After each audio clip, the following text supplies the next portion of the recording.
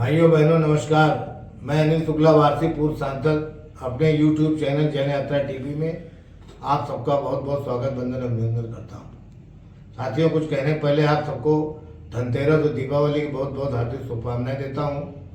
साथियों, आज हमारा जो विषय है उच्च शिक्षा के लिए भारतीयों की विदेश जाने की व्यवस्था। साथियों, जब हम उच्च शिक्षा के लिए भारतीय छात्रों के विदेश जाने की बात करते हैं तो कुछ अजीब स्थिति सामने आती है। भारतवर्ष का शिक्षा से बहुत गहरा नाता रहा है। शुरू में हमारे यहाँ विदेशों से छात्र ज्योतिष विज्ञान, वैदिक गणित, आयुर्वेद, न्यायशास्त्र इत्यादि का ज्ञान प्राप्त करने के लिए आते थे। यहाँ के नालंदा तथा तक्षशिला विश्वविद्यालय जो अब अफगानिस्तान में है, विदेशी लोगों को अपने यहाँ शिक्षा के लिए आकर्षित करते थे। कालांतर में राजनीतिक परिस्थितियों में बदलाव हुआ। यहाँ पर विदेशी आक्रांताओं का शासन शुरू हुआ जो यहाँ से धन संपत्ति लूटने के साथ साथ यहाँ की शिक्षण संस्थाओं को नष्ट करते रहे। इतिहास में वर्णन है कि नालंदा विश्वविद्यालय की लाइब्रेरी 6 माह तक जलती रही। आप कल्पना कर सकते हैं कि ज्ञान का कितना भंडार वहाँ भरा रहा होगा।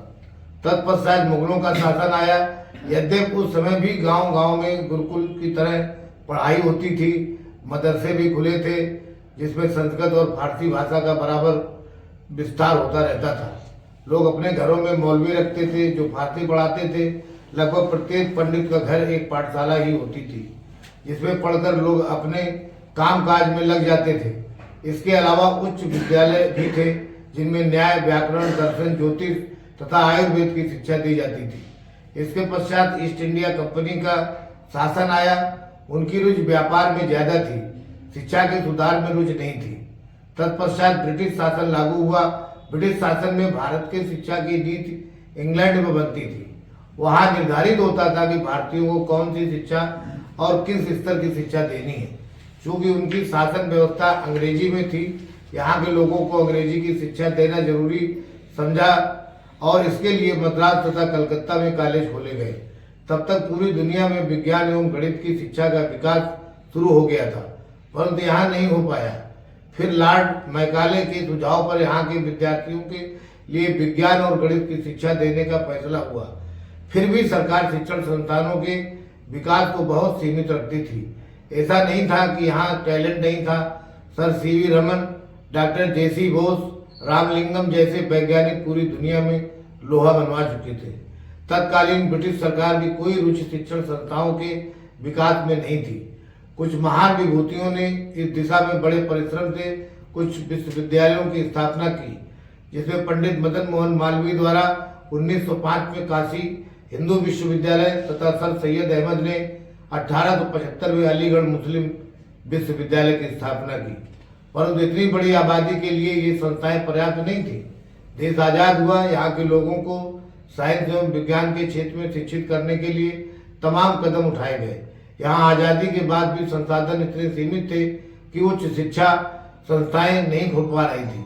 जो थी उनमें अनुसंधान वगैरह का कार्य विदेशी मदद से होता था। बाद में विदेशी मदद से यहाँ प्रौद्योगिकी संस्थाएं एवं उच्च शिक्षण संस्थाएं खुलने लगी, लेकिन आबादी के अनुपात में शिक्षण संस्थाएं नहीं बढ़ पा रही थी। सरकार की नीति लोगों को निःशुल्क शिक्षित करने की बनी, परंतु धन उस अनुपात में उपलब्ध नहीं हो पा रहा था कि उच्च शिक्षण संस्थाएं विकसित हो सके। परिणाम स्वरूप दुनिया की स्पर्धा में हम पिछड़ते गए। तत्कालीन सरकारों ने भी जितना धन शिक्षा के विकास पर खर्च करना चाहिए उतना नहीं किया। यद्यपि शिक्षण संस्थाएं खुल रही थी, परंतु आबादी का दबाव फिर उसी स्थिति पर ला देता था। उच्च एवं व्यावसायिक शिक्षण संस्थानों में दिनों दिन प्रवेश लेना मुश्किल होता गया।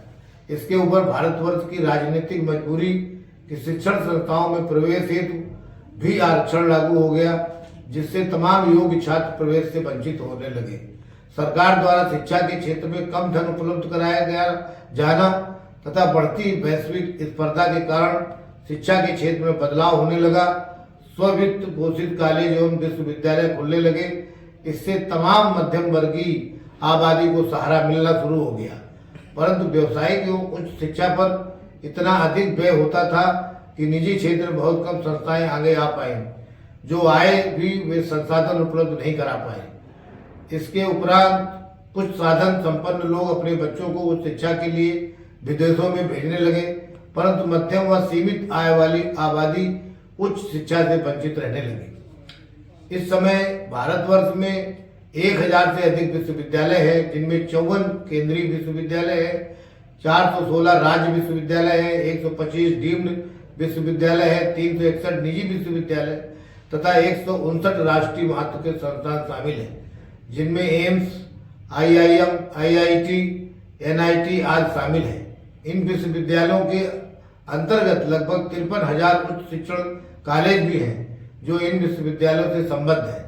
इसके बावजूद भी भारतवर्ष, जिसकी जनसंख्या 140 करोड़ के पास है, इतनी बड़ी आबादी के लिए उच्च शिक्षण संस्थान कम पड़ रहे हैं। इसके लिए निश्चित रूप से सरकारों की नीतियां ही जिम्मेदार रही हैं। अब मध्यम वर्ग की आर्थिक स्थिति में सुधार होना शुरू हुआ।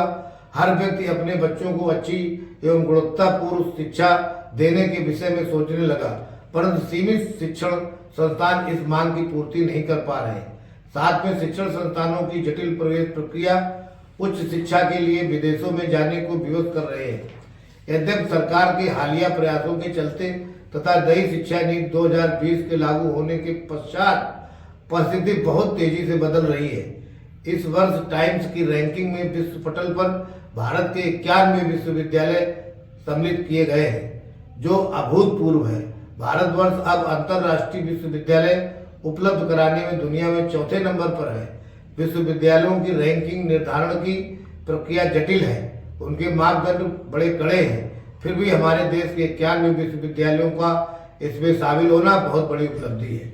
अभी हाल ही में ब्रिटिश सर्वे एजेंसी की एक रिपोर्ट के अनुसार QS एशिया यूनिवर्सिटी रैंकिंग में भारत एशिया महाद्वीप में चीन को पीछे छोड़ दिया है। इस सूची में भारत के 148, चीन के 130 और जापान के 96 विश्वविद्यालय हैं। QS इंडिया यूनिवर्सिटी रैंकिंग में 2014 में भारतवर्ष के मात्र 16 भारतीय संस्थान ही शामिल थे, जो 2023 में बढ़कर 148 हो गए। यह निश्चित रूप से हमारे माननीय प्रधानमंत्री श्री मोदी जी के शिक्षा के क्षेत्र में उनकी संवेदनशीलता को दर्शाता है कि उनकी सरकार उच्च शिक्षा के विकास के प्रति कितना प्रयत्नशील है। आने वाले समय में और परिवर्तन होगा, इसमें दो राय नहीं। इन उपलब्धियों से संतुष्ट नहीं हुआ जा सकता है। प्रयास यह होना चाहिए कि हमारे देश के कम से कम छात्र विदेशों में शिक्षा लेने के लिए जाएं। एक रिपोर्ट के अनुसार इस समय लगभग 30 लाख छात्र विदेशों में शिक्षा ले रहे हैं और विदेशों में शिक्षा लेने वाले छात्रों पर किया जाने वाला खर्च का कुल भार 3 लाख करोड़ से भी अधिक होने का अनुमान है। अकेले पंजाब से 3.5 लाख छात्र कनाडा में शिक्षा वीजा पर हैं, जो वहां की अर्थव्यवस्था में लगभग 68,000 करोड़ का योगदान दे रहे हैं।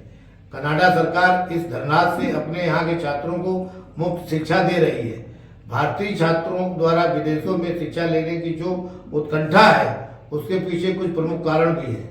यहाँ के बहुसंख्यक उच्च शिक्षण संस्थाओं में उच्च तकनीकी एवं संसाधनों का अभाव, प्रवेश की जटिल प्रक्रिया, शिक्षा के बाद रोजगार की समस्या। ज्यादातर ऐसा देखा गया है कि अब दूसरे देशों में उच्च शिक्षा लेने के बाद वहां आबादी का बोझ कम होने से वहां उन्हें तत्काल नौकरी मिल जा रही है। वहां के संस्थानों में प्रवेश आसानी से हो जा रहा है। उदाहरण के रूप में जैसे हमारे यहाँ मेडिकल की पढ़ाई में असफल छात्रों का प्रवेश मेडिकल पढ़ाई के लिए यूक्रेन में आसानी से हो जाता है। यद्यपि सरकार उच्च शिक्षा के विकास पर काफी जोर दे रही है। माननीय मोदी जी ने मेडिकल में इस बार 10,000 अतिरिक्त सीटें बढ़ाई है। नए नए प्रौद्योगिकी एवं प्रबंध संस्थान खुल रहे हैं, फिर भी बढ़ती आबादी के अनुपात में कम है। सरकार को उच्च शिक्षण संस्थानों के विकास में निजी क्षेत्र को प्रोत्साहन देना चाहिए तथा उनके गुणवत्ता की निगरानी भी करनी चाहिए। नई शिक्षा नीति 2020 एक रोजगार पूरक शिक्षा नीति है। इसके लागू होने से शिक्षा जगत में बहुत परिवर्तन होगा। लोगों को यहीं पर रोजगार मिलने लगेगा। बाहर पढ़ने जाने वाले छात्रों को भी मनोवैज्ञानिक सोच से बाहर आना पड़ेगा कि विदेशों में अच्छी पढ़ाई होती है। हमारे यहाँ के IIT, IIM विश्व स्तरीय हैं। हमारे अनुसंधान भी अब काफ़ी आगे निकल गए हैं।